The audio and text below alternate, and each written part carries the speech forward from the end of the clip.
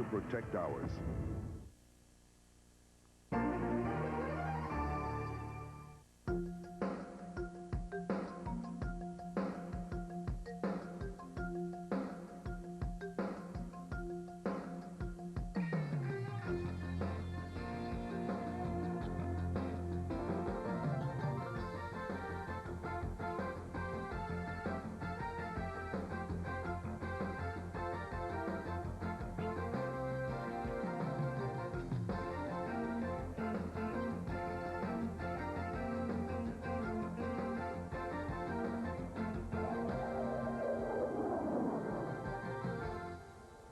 Good evening and welcome to GOBTV's Rising Tide. Haley Barber is off tonight.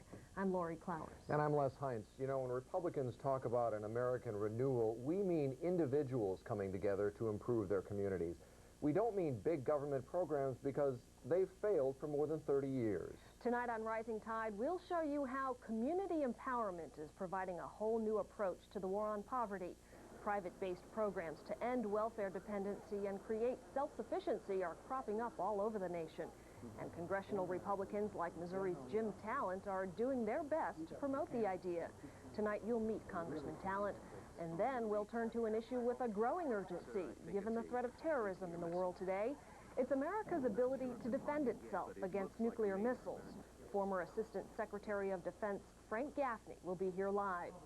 And later, we'll study some of Bill Clinton's policy flip-flops with the Deputy Communications Director of the Republican National Committee, Susie DeFrancis.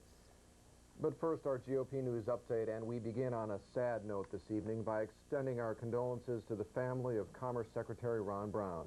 Secretary Brown was killed when his Air Force plane crashed in bad weather near the port city of Dubrovnik in Croatia.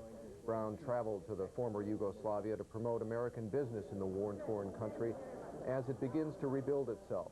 Friends and colleagues on both sides of the political aisle are mourning the loss of a man who rose from humble beginnings to become the chairman of the Democratic National Committee.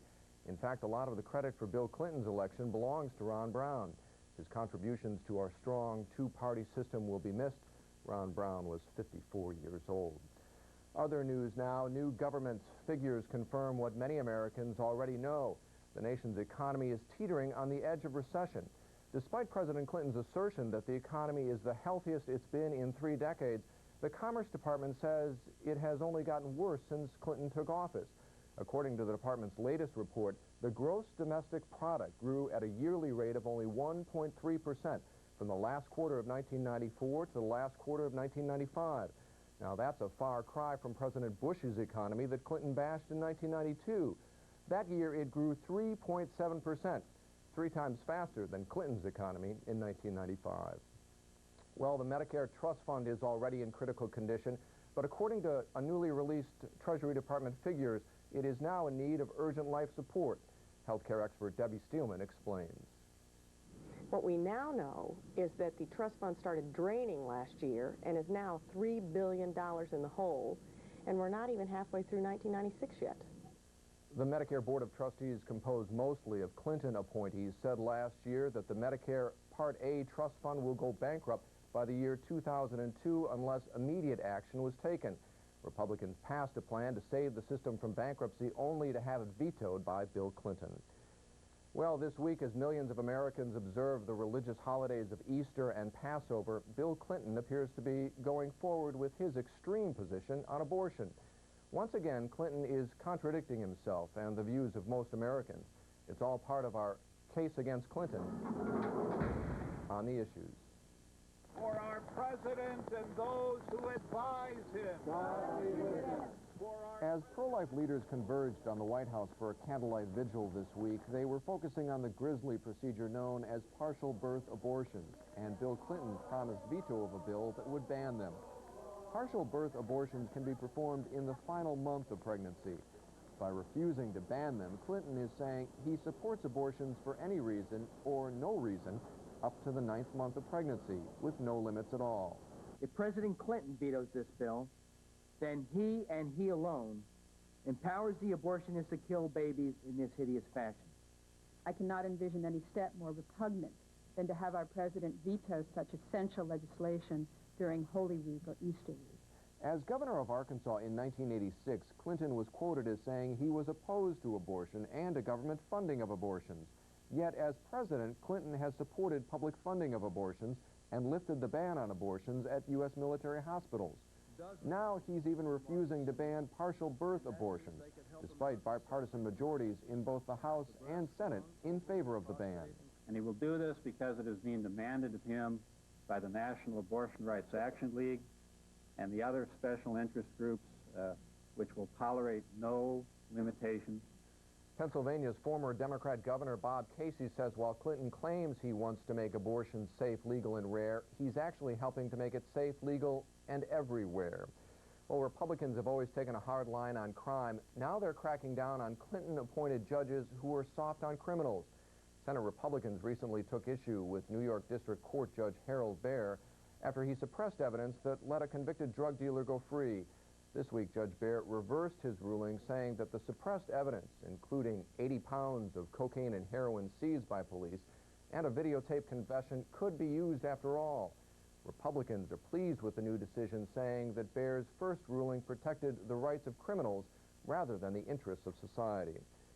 Damaging testimony this week in the trial of President Clinton's Whitewater partners, the government's key witness testified that Clinton pressured him to make a $300,000 loan for James and Susan McDougal while he was governor.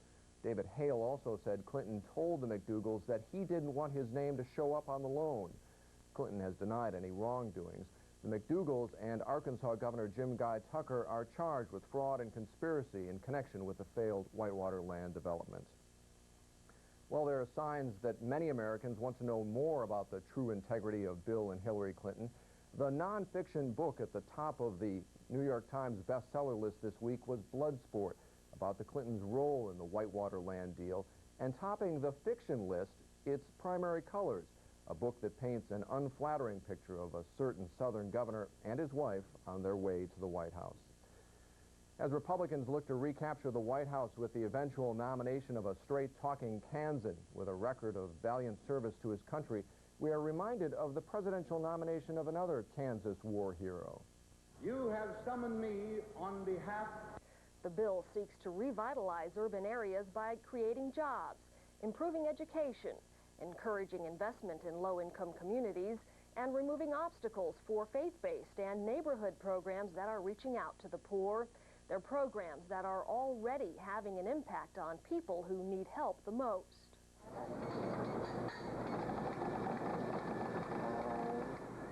Catherine Ashby is not your average restaurant worker, and this is not your average restaurant. Ashby is a recovering alcoholic, a drug addict, and a single mother on welfare. And the world's best food court gave her a job when nobody else would. We have a full-service restaurant. Our menu was designed in 1992 by my wife, Jo. Julian and Joe Grant opened the world's best food court at the Hecht's department store in downtown Washington to serve as a training ground for their program called the Focus Group Foundation for Literacy and Academic Excellence. The program, funded by private and corporate donations, gives high school students and welfare recipients a chance to earn money while learning about the food service industry and a whole lot more. They don't only learn how to prepare a meal, but they learn advertising, marketing. They learn the operations, day-to-day operations. They learn basic food sanitation, financial management, the entire gamut. In addition to learning business skills, these employees are given classroom instruction on basic life skills, problem solving, decision making, and academics. All that they need to succeed in this job and whatever else they cook up in the future. Well, a lot of young women that we minister to in our training programs through Focus, which we started years ago, basically just want to get out of welfare. They want to be self-sufficient, but the system has them in bondage and has them entrapped, and that's what our program is designed to do, is to set the captives free. Being on welfare, it depresses you. You don't want to come outside. You want to stay in the house, lay down, look at the stories every day, all day. And this kind of training right here makes you want to get up in the morning. It makes you want to get up and go. It really has helped me. It really has. It's a program Missouri Republican Congressman Jim Talent had to see and taste for himself. But let me recommend the #1 Julian's Chili Burger, Okay. which is the #1 combo special. Oh, well, I'll get it. All right, can we have a #1 for the congressman, please? Congressman Talent is co-sponsoring legislation designed to help programs like this get people off the welfare rolls and into the workplace. He came to the World's Best Food Court to see firsthand the grant's recipe for success. How's your lunch? It is wonderful, but the fellow who knows recommended that I get the chili burger, and boy, it's great. You know what I found fascinating about the program that we saw this morning is Mr. and Mrs. Grant. They told me they're not just out to give these people a job. They want to really change their lives. If you approach these problems like a social engineer, a big government planner, you think of it as a homeless problem, a drug addiction problem, a jobs problem. Well, no, these are people who have problems, and they need other people to care about them as people. And then you start solving all the problems at once, and that's what the grants we're talking about this morning. They care, and so they work with folks about, you know, how do you show up on time at work in the morning, and why is that important, and then how do you get the educational skills? And I'd like to think of owning a home. How do I get the money to do that? And what does owning a home mean? And you need people like the grants. First thing the government should do is not make it tougher on them, and then look for innovative ways to make it easier. Making it easier for programs like the World's Best Food Court is what the Community Renewal Project is all about. And it's more than just a bill. It's a whole new approach to fighting the war on poverty, and a belief that after 30 years of pouring money into a welfare system that's failed, maybe the best way to revitalize our nation's low-income neighborhoods is not here on Capitol Hill, but in the neighborhoods themselves. Neighborhoods like this one in Northeast Washington, where even taxis and pizza deliverers won't go. It's here among the crack houses and criminals where you'll also find the fishing school. Now, remember, I heard this old adage that said, if you give a man a fish, you feed him for a day. You teach him how to fish, and he'll feed himself for a lifetime. So I said, I'm going to open up me a fishing school. Tom Lewis is a retired D.C. police officer, officer-friendly as he was once known to the elementary school kids he used to visit. Lewis says he made a promise to God one day that if he retired with 20 years of service, he'd devote the rest of his life to serving the Lord by helping disadvantaged children. Number 3, how many pins did Ben sell? We're fishing in the rivers of their mind. We're fishing for academic excellence. We're fishing for faith. We're fishing for technical skills and friendship. Whatever it takes for a child to have to develop as they become an adult. Lewis bought this rundown row house in 1985 and now operates the fishing school without any government money. Every weekday afternoon, up to 20 children come here for help with their homework, Bible study, computer lessons, and even a complete meal. What do you like about coming here? Because they take us on trips and they do a lot of fun things. I like to come to the Christian school because they help us with our homework and stuff.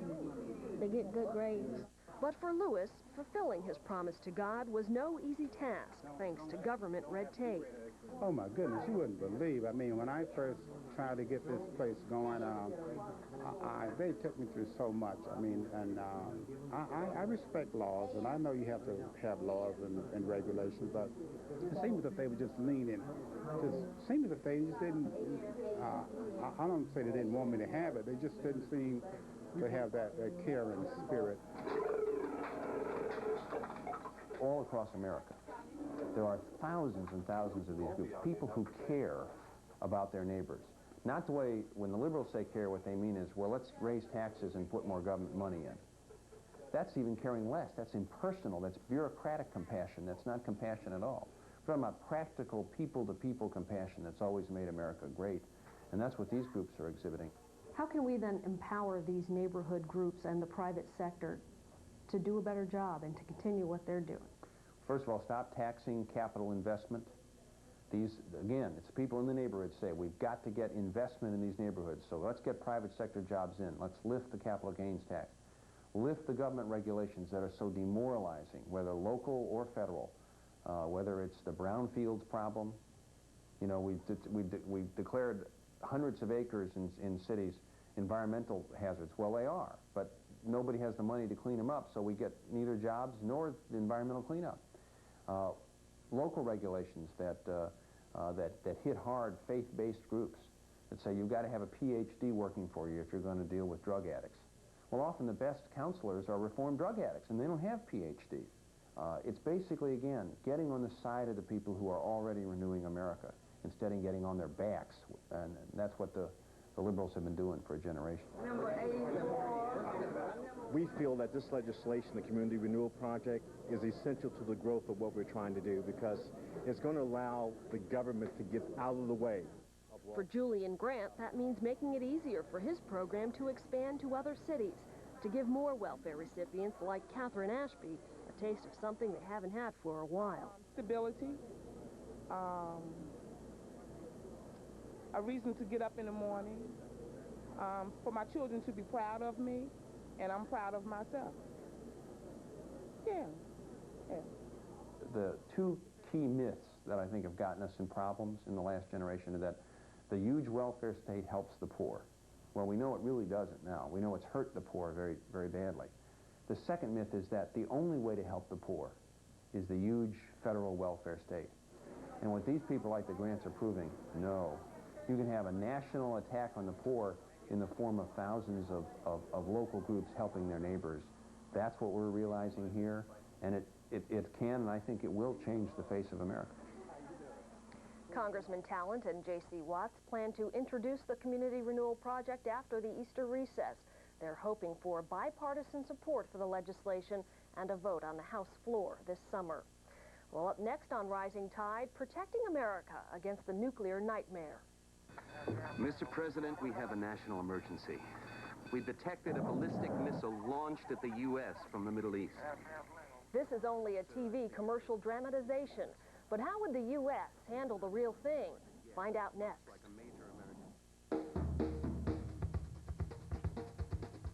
Today, the Republican National Committee is launching new television ads designed to spell out the facts. We got to stop the politics. GOBtv Rising Tide. San Diego Convention Center, site of the 1996 Republican National Convention. But to get to know we did keep our word. Welcome to Main Street, the Republican National Committee's virtual town on the internet. Wouldn't miss GOBtv. The tide is rising at SeaWorld in San Diego. The tide is rising. Rising Tide is a brand new way of seeing things. Congratulations, GOBtv. Look at the grand old party in a brand new way. It's definitely not politics as usual. The tide is rising in White Sulphur Springs, Montana.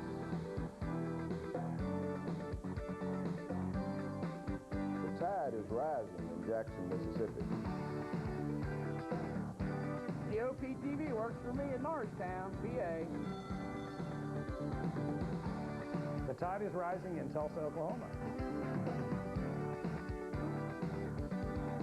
GOBtv works for me. GOBtv, Washington. Thanks, Dave. Even though late Republican President Richard Nixon, who signed the ABM treaty, argued that the treaty should be modified to make way for the Strategic Defense Initiative, this year congressional Republicans have sponsored the Defend America Act, a bill that would require the Defense Secretary to develop and deploy a national missile defense system by the year 2003. Well, former Assistant Secretary of Defense Frank Gaffney says the U.S. Navy's global anti-aircraft system could be converted into a global anti-missile system. And Frank Gaffney joins us live to talk about that issue. How about that? Can we make this conversion rather easily? Well, I believe that we can. In fact, the beauty of the $50 billion investment we've made in the Navy's Aegis Fleet Air Defense System is that it does in fact provide essentially the infrastructure we need worldwide at sea today to provide a global anti-missile capability in the very near term and for a very small additional investment. Everyone talks about life-changing when the Berlin Wall came down. The evil empire is no more. Who are the bad guys? Who are the enemies? Who should we be scared of? Why is this important? Well, according to the Central Intelligence Agency, there are approximately 25 countries around the world that are at one stage or another of acquiring weapons of mass destruction, and that would be chemical weapons, biological weapons, radiological weapons, nuclear weapons, and the means by which they can be delivered over long distances, principally ballistic missiles. Unfortunately, among that list is virtually every bad actor in the world today. The Iraqis, the Iranians, the Libyans, the Syrians, the North Koreans, the Chinese, who've been recently lobbing missiles into the waters off Taiwan. And unfortunately, still, there are reasons to be concerned about the thousands of weapons that are in the hands of the Russians as well. So there are a lot of adversaries or potential adversaries. We are unfortunately unable to stop even a single missile from arriving in this country if it's launched at us. And with a number of those adversaries, those potential adversaries, the rules are different than they were when the Soviet Union was there. Well, of course, they're not necessarily rules. They were the sort of psychology of deterrence was something we thought we understood pretty well, with a government that was different than ours in its political beliefs, but we felt basically rational in the old Soviet Union. But you're right. You're dealing with, for example, in Iran, a theocracy, a government that basically subscribes to the teachings of Islam or interprets the teachings of Islam to mean that killing infidels is the shortcut to paradise. Well, it's not clear that you can deter such a country, such a leadership, from taking even suicidal actions if it will in fact kill many infidels in this country. The commercial that your organization sponsored, it is of course a dramatization, but its premise is based in fact. If there were in fact a missile launched on this country, we could see it coming, but we couldn't do anything about it. When people learn that fact, what happens to this debate? What happens to this issue? Well, that ad really came out of a series of focus groups that we've done around the country, and the short answer is they simply don't believe the truth, which is that our government has, as a matter of policy, left them vulnerable to missile attack. When you finally do break through and persuade them that that is the case, they take the common sense approach. Fix it. Get a missile defense in place as quickly as possible. And particularly when they hear about the possibilities of using the investment we've already made, not Star Wars, not some wild, exotic weapon system, but a very prosaic evolution of an existing capability, and go put that to sea for relatively small additional investment, about $2 billion, we think, over the next 5 years. That is something that appeals to most Americans very powerfully. I want you to talk some more about that. You were in the Pentagon when SDI was first proposed. We're not talking about SDI here. We're talking about a smaller application, less expensive, correct? Well, it's different in a number of respects. We may ultimately, if the world continues to move in its present course, need something approaching the kinds of comprehensive capabilities that President Reagan envisioned at the time during the height of the Cold War.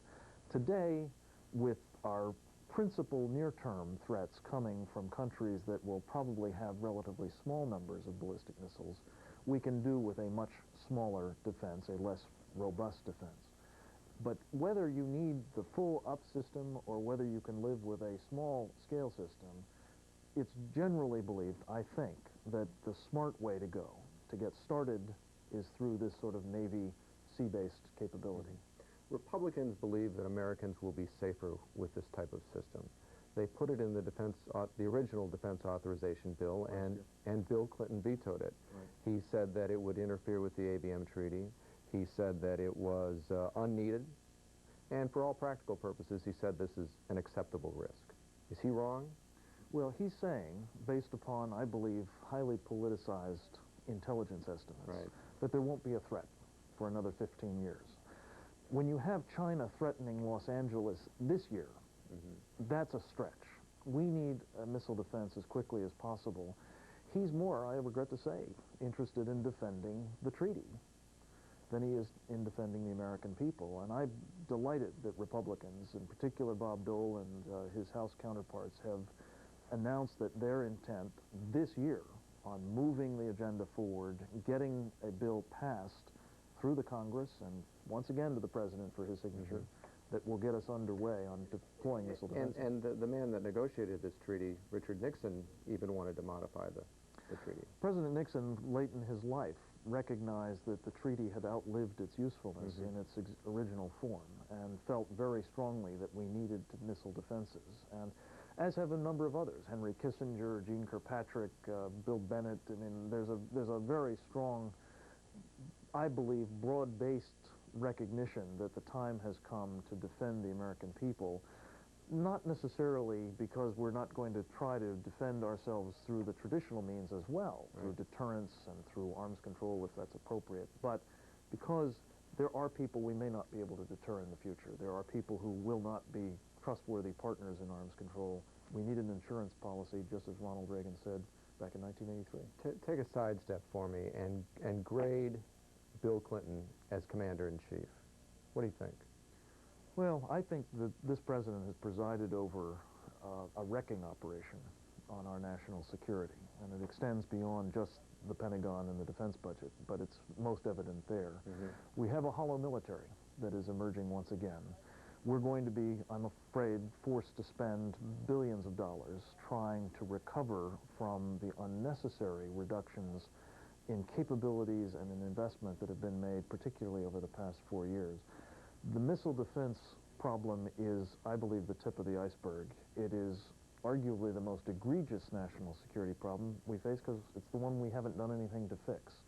But there are many others, and the next president is going to have to try to recover from, I believe, a period of real vulnerability. But we've got about 10 seconds. Are we safe today? We are at risk today, and that risk is growing. Okay. Frank Gaffney, thanks for joining us on Rising Tide. All right. Well, Bill Clinton's view of national defense, his views on national defense are evident in his latest budget. All major federal departments would see their spending increase except for defense. In Connecticut, where the Seawolf submarine is built and where tens of thousands of people make their living from defense-related jobs, Bill Clinton's desire to cut the defense budget causes a lot of anxiety. It does in many other states across America as well. But in those states where Clinton's defense cuts are having the most impact, Republican governors are taking other steps to help their economies. Up next, one such story focusing on Connecticut's governor, John Rowland. Stay with us.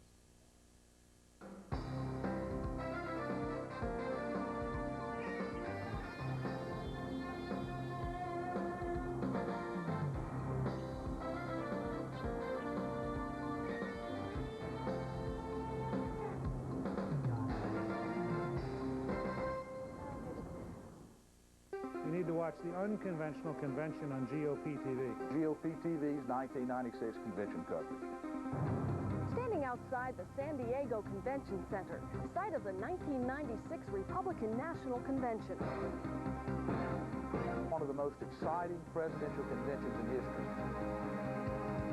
GOBtv will have unrestricted access throughout the convention. That means viewers will get the inside track. Meeting the Americans who will make a difference in 1996. Stories from America's hometowns, where the strength and innovation of our country shine brightest. But that's only the beginning. Watch the Unconventional Convention on GOBtv. And I'll see you at the opening ceremony. See ya. The Unconventional Convention, GOBtv, August 1996. Probably people are still mad at me at that budget because you think I raise your taxes too much. Well, it might surprise you to know that I think I raise them too much, too.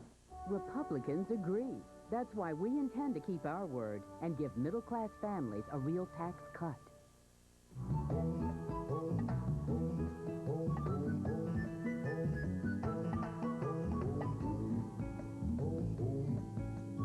Don't forget, GOBtv, Sunday nights, 9 Eastern. On the show. It's what Republican governors are doing everywhere in the country. I mean, George Bush in Texas is doing the kind of thing you're talking about on crime, and you talked about Michigan and Wisconsin on welfare, and next door, you know, Bill Weld, I think, cut spending $1 billion the first month he was the governor. How are people reacting to it, John? You know, it's funny. I think once you get past the special interest groups and once you get past the not the media so much, but just what people think or presume of government. And when we get out there and talk to people, and I think if you look at the poll numbers and all the favorability ratings of all the Republican governors, they're all up because we're doing what people want us to do, and we're doing what we promised them we would do.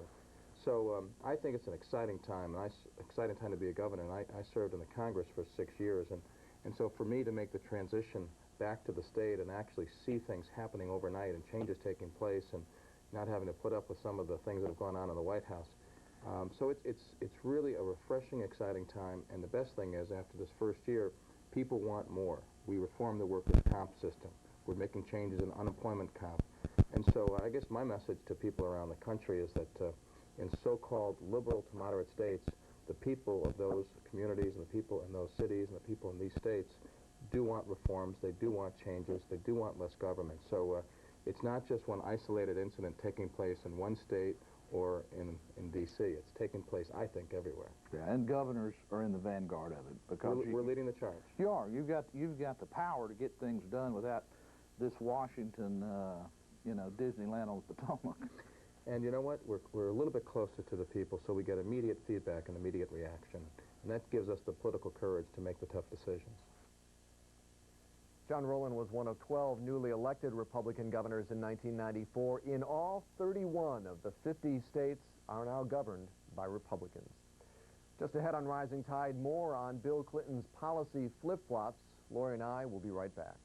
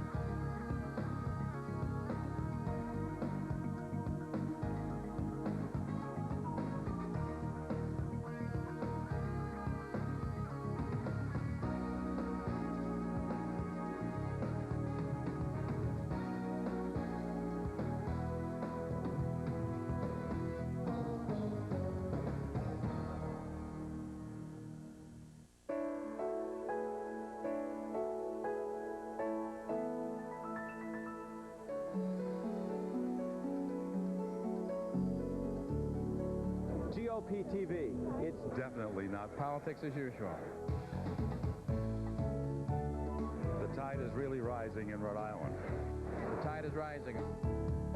Even in Boston, Massachusetts.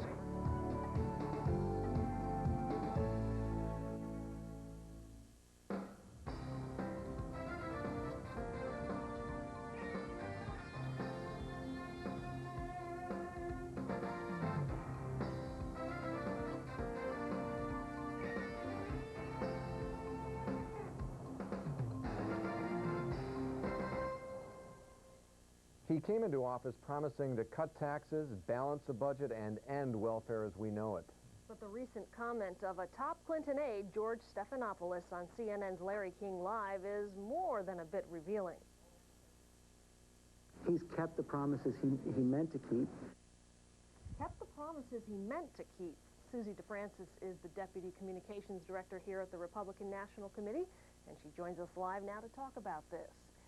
Makes you wonder what promises he didn't mean to keep. Right. A small little soundbite, but it sure says a lot, especially during a presidential election year. Well, that's right, Lori. And I think during this election, the underlying theme is going to be trust. Who do you trust? As Les said, Bill Clinton came into office promising a balanced budget, a middle-class tax cut, and welfare reform. Then in 1994, Republicans captured the Congress on those same promises: balanced budget, middle-class tax cut, welfare reform. Now in 1996, we see that Republicans kept their promises under the leadership of our nominee, Senator Bob Dole, and Bill Clinton broke his promises, and not only broke them, he vetoed them when we sent him to his desk.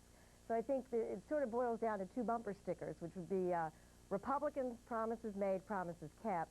Bill Clinton, promises made, promises vetoed. You know, I guess we shouldn't rank the promises that Bill Clinton has broken over the last couple of years, but certainly one of the most historic is the balanced budget amendment. And as you know, we've been trying to keep track of where Bill Clinton has been bouncing around on the balanced budget, whether it should be balanced in 5 years or 10 years or whatever. We've got some videotape that we want to show everybody here. We begin with Bill Clinton as a candidate in 1992. We should balance the budget. We could do it in 7 years. I do not believe it is good policy based on my understanding of this budget, which is pretty good now, to do it in 7 years. I think we could reach it in 9 years. Balance the budget in 10 years.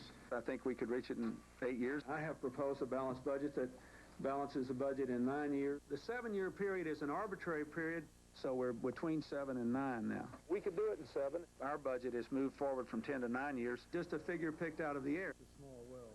And of course, the biggest promise that he broke of all is right here when Bill Clinton vetoed the first balanced budget sent to a president in 26 years. Is that the pen that didn't work? Yeah, that's the one that had the red ink, I think. Right. And, you know, the interesting thing about that tape is you can tell he's not sincere about balancing the budget. This is not a serious attempt to balance the budget. He had 2 years as president where he had a Democrat-controlled Congress. He could have balanced the budget during those 2 years. He says he doesn't like our budget. Well, he could have gotten exactly the kind of budget he wanted from them, and he didn't do it. And then he really only started talking about a balanced budget until we were on the verge of passing our balanced budget. And then he jumps in and says, well, I think I can do one. Well, it's got to be 10 years, though. And then we dragged him to 9 and 8. We finally got him to 7. And we got a commitment for a 7-year balanced budget, but when we sent him the first balanced budget in 26 years, he vetoed it. Yeah. And you know, a lot of Americans right now are probably getting ready for their taxes for tax day, and that brings us to another Clinton flip-flop. Not only, first of all, he promised middle-class tax relief for American families, and then not only did he not give that middle-class tax relief, but he enacted the largest tax increase in American history. Yeah, that's right. And then he tried to kind of make up for it with an apology. I think we have tape of that that we can take a look at. Probably people in this room still mad at me at that budget because you think I raise your taxes too much. Well, it might surprise you to know that I think I raise them too much, too. So do I. Well, how do you like to be sitting at your kitchen table and you're filling out your taxes and it's worse than you thought, and there's the president saying, well, you know, whoops, I think I raised them too much, too. I mean, it makes you say, well, give me the money back. And Republicans tried to give the money back by passing a middle-class tax cut as part of our Balanced Budget Act. Would have benefited 29 million American families. For the typical family, about $1,000. They would have had a tax credit of $1,000, and Bill Clinton vetoed it. Wrap this up for us. What is, I mean, we've talked about the balanced budget, we've talked about taxes, we haven't talked about welfare reform. Well, welfare reform was another big one. He said, you know, I'm going to end welfare as we know it. The Congress sent him 2 welfare bills. He vetoed both of them. The second one he vetoed in the dead of night when the TV cameras were off. And then the governors got together and they said, well, you know, we can all agree on a proposal. 50 governors, Democrat and Republican, agreed on a welfare proposal, and now Bill Clinton is saying he's going to veto it. And to just gall you, he's running TV commercials saying, you know, send me bipartisan welfare bill and I'll sign it. Well, we did, and he vetoed it. So wrap this up for us. I mean, wrap this into a package. You know, what does it mean? I think the American people are very cynical because they're used to politicians who, you know, break their promises. And they should be cynical when the president comes and breaks his promises. But that's why we need a man like Bob Dole, who's a proven man of his word, and who will sign a balanced budget, will sign a middle-class tax cut, and will sign genuine welfare reform. Do you think Americans in this 1996 presidential election year will look at that record when it comes down to it? Is it going to come down to a matter of who do you trust? Well, I believe so. And I think it's very clear that the president has broken his promises and the Republicans have kept theirs. And that's something very unusual. You know, it's going to be very difficult for Bill Clinton to run away from his first 2 years in office. I mean, we talked about this earlier. Right. I mean, as president, he had it all. He could have done it. He had the whole shooting match, but As I say, it's also, you know, a question of accomplishment. And it was no easy task to get a balanced budget through Congress, no easy task to shape genuine welfare reform or tax cuts. And under the leadership of Bob Dole, that was done. He's proven he can get results, and he can sign those bills. And the only person standing in the way of a balanced budget, and middle-class tax cuts, and welfare reform is Bill Clinton. And that's why we need to send him back to Arkansas. You know, you talk about President Clinton had it all. He had a chance to do all this stuff. One of the biggest things he had a chance to do was reform the health care system. That's right. And he promised that. Yeah, that's a promise that most Americans really remember, the health care promise. And of course, they also remember that he proposed a huge government takeover of the health care industry. And it flopped. I mean, people just didn't want government between them and their doctors. And now the Republicans are right now in Congress passing some reasonable, common sense health care reforms that'll let you keep your health care when you change jobs. So. Okay. All right, Susie. Thanks so much. Right, thank you. When we return, a look ahead at next week's program. We'll be back in just about 2 minutes.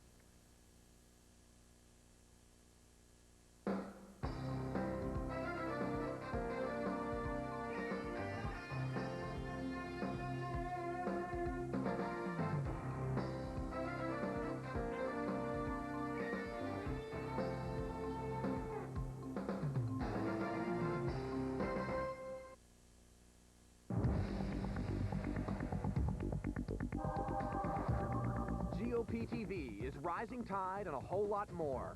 Like GOBtv's interactive satellite live shots for conferences and newscasts. And for all the news from Capitol Hill, news directors everywhere tune into the GOBtv daily news feed and radio actualities. See the grand old party in a brand new way on GOBtv. The 1996 elections are drawing near and will decide the future of our nation. Are you doing all you can to actively support the Republican Party? Why do we have to put in 14-hour days when the week before that we did absolutely nothing? I don't know what the point is. Do the responsible thing and pass a balanced budget. It's a wacky idea. It's crazy. It's radical. Can you afford not to? Join the Republican National Committee today and become an active member of the Republican Party's official party building and campaign support organization, the Republican National Committee. Call 1-800-RNC-5511 and make a pledge of as little as $25 to become a part of the Republican Party's 1996 campaign. You can make a difference. Please call the Republican National Committee today. Call 1-800-RNC-5511. Operators are standing by.